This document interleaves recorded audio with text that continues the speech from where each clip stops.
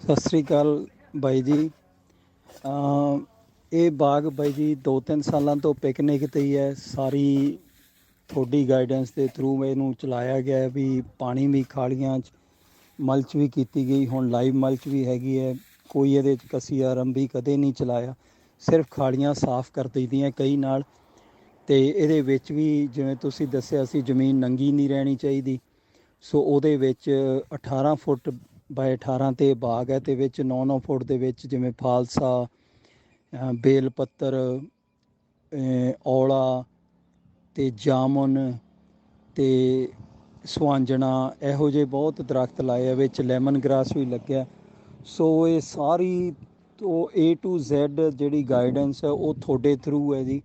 ਅਤੇ ਤੁਹਾਡੀ ਸਾਰੀ ਨੌਲੇਜ ਇਹਦੇ 'ਤੇ ਵਰਤੀ ਗਈ ਹੈ। ਜੋ ਵੀ ਤੁਸੀਂ ਜਿਵੇਂ ਗਾਈਡ ਕੀਤਾ ਉਵੇਂ ਹੀ ਇਹਦੇ ਨਾਲ ਵਰਤੀ ਗਈ ਹੈ। ਅਤੇ ਫਰੂਟ ਵੀ ਬਹੁਤ ਵਧੀਆ, ਮੱਛਰ ਤੇਲਾ ਵੀ ਹੈ ਨਹੀਂ।